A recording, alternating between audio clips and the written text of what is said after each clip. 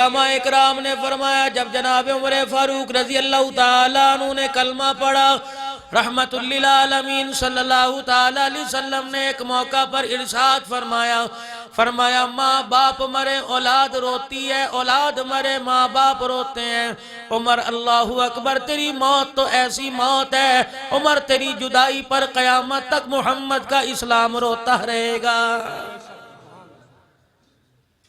انگریز مورخ لکھ گیا 10 سال عمر حکمرانی زمین پر اور کر جاتا، پوری دنیا کے اندر قیامت تک کفر نہ ہوتا، پوری دھرتی کے اوپر محمد کے لائے اسلام کا پرچم لہرا رہا ہوتا۔ آج خطیب کی اداؤں میں، نمازی کی دعاؤں میں، آج ترانوں میں ہر کوئی عمر عمر مانگ رہا ہے۔ آج برما کے مسلمان عمر مانگ رہے ہیں، افغانستان کے آج مجاہد عمر مانگ رہے ہیں، کشمیر کی آج بیٹی عمر مانگ رہی ہے، عافیہ صدیقی آج عمر مانگ رہی ہے، پاکستان کے حکمران غیرت مند حکمران عمر مانگ رہے ہیں۔ رب اکبر کی قسم ہے آج عمر زندہ ہوتا، لیکن میرے عزیزوں کیا کریں، ہر انسان دنیا کے اندر آیا، آنے کا بھی دن مقرر ہے، جانے کا بھی دن مقرر ہے۔ اللہ اکبر، غیرت والا کوئی حکمران عمر جیسا آ جائے۔ آج عمر زندہ ہوتا، کسی کو ختم نبوت کی طرف انگلی اٹھانے کی جرت نہ ہوتی۔ آج عمر زندہ ہوتا، کسی کو صحابہ اکرام رضوان اللہ تعالی علیہ مجمعین کے خلاف بھونکنے کی اجازت نہ ہوتی۔ آج میرے عزیزوں عمر فاروق رضی اللہ تعالیٰ عنہ موجود ہوتا، اما عائشہ رضی اللہ تعالیٰ عنہ کے دوپٹے اور آپ کی عظمت کا خود بخود تحفظ ہو جاتا۔ لیکن میرے عزیزوں آج بھی پروردگار عالم دیکھ رہا ہے کہ میرے بندے کس وقت کیا مانگ رہے ہیں۔ یقین جانو ایک عمر اس وقت آیا تھا جس نے ابو جہل کے منہ کو کالا کر دیا، پھر ایک عمر بن عبدالعزیز آیا جس نے عمر کی یاد کو تازہ کر دیا، پھر ایک افغانستان کے اندر ایک عمر آیا جس نے آ کے عمر کی یاد کو تازہ کر دیا۔ انشاءاللہ وہ وقت دور نہیں، اللہ پاکستان میں بھی عمر کا غلام عطا فرمائے گا جو پوری دھرتی کے اوپر اسلام کا پرچم لہرائے گا۔ آج میرے عزیزوں انتظار کی گھڑیاں ختم ہونے والی ہیں، یہ دھرتی انتظار کر رہی ہے، یہ آسمان دیکھ رہا ہے کس گھر میں عمر کا غلام پیدا ہوگا، کس گھر کے اندر سورج چمکے گا۔ میرے عزیزوں جتنی پابندیاں لگانا چاہتے ہو حکمرانوں لگا لو، قرآن پر پابندی لگ رہی ہے، تلاوت پر پابندی لگ رہی ہے، لاؤڈ سپیکر پر اذانوں کی پابندی لگ رہی ہے۔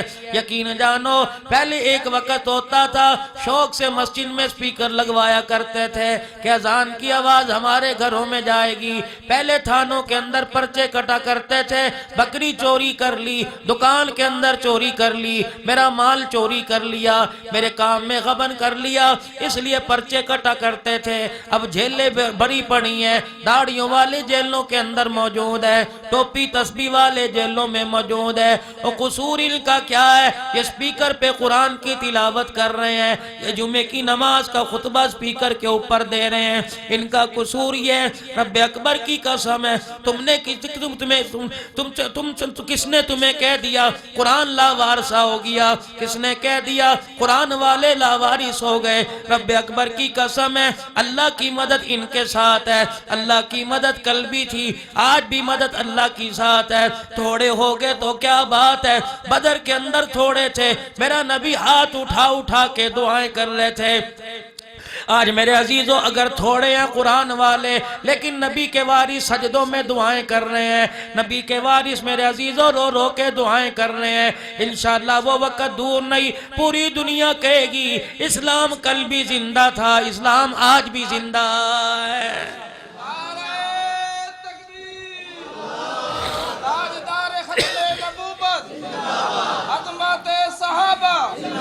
عظمت اہل بیت، اکابرین علماء دیوبند، شہداء اسلام، شہداء کربلا، مذہب اسلام۔ آج کوئی نیکی کا کام کر جاؤ، دیکھو ترخانوں کا بیٹا علامہ اقبال کی زبان پہ جس کا نام آیا، 87 سال گزر گئے، آج میرے عزیزو تمہارے علاقے میں غازی علم دین کا نام بڑے شوق سے لیا جا رہا ہے۔ کیا بات تھی، کوئی مل آنر نہیں تھا، کوئی پاکستان کا صدر وزیر اعظم نہیں تھا، تانگا چلانے والا تھا، تانگا چلایا کرتا تھا، ختم نبوت کے اوپر مر مٹا، نبی کی ختم نبوت کے تحفظ پہ مر مٹا، ایک انگلی اٹھائی اس نے انگلی کاٹ دی، آنکھ سے گھورا آنکھ نکال دی، سینے میں بغض رکھا سینہ کلہاڑے سے چھلنی کر دیا۔ رب اکبر کی قسم ہے، قاضی احسان احمد شوج آبادی گواہ ہے، یہ غازی علم دین شہید کو میاں والی جیل کے اندر لے کے گئے، میاں والی جیل کی کال کوٹھڑی میں بٹھا دیا گیا، بڑے بڑے علماء پاکستان کے بڑے بڑے وکلا گئے اور جا کے کہا غازی بتا کیا رپٹ لکھیں، کیا پرچہ لکھیں، کیا درخواست کاٹیں، کس انداز سے تیری وکالت کریں۔ قاضی فرمانے لگے جاؤ سارے کے سارے، علم دین کہنے لگا جاؤ سارے کے سارے اپنے گھر بیٹھ جاؤ، جیل کی زندگی پر دنیا کی زندگی لاکھ مرتبہ قربان کر دو۔ قاضی صاحب نے پوچھا بتا جیل کے اندر تیرے ساتھ کیا بیت رہی ہے؟ کہنے لگا جب سے آیا ہوں کوئی رات ایسی نہیں گزری جس رات میں مجھے کالی کملی والے کی زیارت نصیب نہ ہوئی ہو۔ قرآن کی خدمت کر جاؤ، دین کی خدمت کر جاؤ، مسجدیں بنا جاؤ۔ آج آواز دے رہی ہے تمہیں اپنے ڈیرے کا خیال ہے، اپنی بہنی کا خیال ہے، اور لوگوں تمہیں اپنے مرلوں مربوں کا خیال ہے۔ آج فصل اچھی ہو گئی، آج چاول کی فصل اچھی ہو گئی، تمباکو تمہارے علاقے میں، کپاس تمہارے علاقے میں، کماد تمہارے علاقے میں۔ میرے عزیزو جب فصل بیجی تھی اس وقت تو رو رو کے دعائیں کر رہے تھے، نیت کی تھی اللہ تعالیٰ برکت دے دے فصل اچھی ہو جائے یوں کروں گا۔ اب میرے عزیزو فصل کی ہریالی دیکھ کے کہتا ہے کسی دے پیو دا مال کوئی نہیں، اے میری اپنی محنت دا نتیجہ ہے، تجھے پتہ کوئی نہیں۔ قرآن اٹھا کے دیکھ، خدا نے ہری بری فصلوں کو اجاڑ کے رکھ دیا، آگ کا انگارہ برسا، ساری زمین کو چٹیل میدان بنا کے راکھ کا ڈھیر کر کے چلا گیا۔ وہ اللہ قادر ہے، اس کی قدرت کو میرے عزیز للکارو مت، اس کی طاقت کو للکارو مت۔ کب انسان کے بچے بنو گے، کب دنیا کے اندر رہ کے اللہ کے بندے بن کے زندگی گزارو گے، نبی جی کی اطاعت کا، آپ کی غلامی کا توق گلے میں ڈال کے زندگی گزارو گے۔ بات کرتے ہو عمر فاروق رضی اللہ تعالی عنہ کی، صحابہ اکرام آئے عمر فاروق رضی اللہ تعالی عنہ کے پاس اور آ کے کہنے لگے عمر اب تو اسلام کو اللہ نے کشادگی دے دی، اب تو حالت اچھی ہو گئی، پوری دنیا کے اندر اسلام پھیل گیا، اب عمر اپنی حالت اچھی کر لو۔ اپنی نگاہ اپنے چہرے پر نگاہ ڈالی، اپنے لباس پر نگاہ ڈالی، رو کے فرمانے لگے اللہ پاک نے آدھی دنیا سے زیادہ مجھے اسلام کا پرچم لہرانے کا اللہ نے موقع دیا۔ خدا پاک کی قسم ریشم کے لباس پہن کے نہیں میں نے علاقے فتح کیے، بلکہ 77 پیوند والا لباس پہن کے میں نے علاقہ فتح کیا۔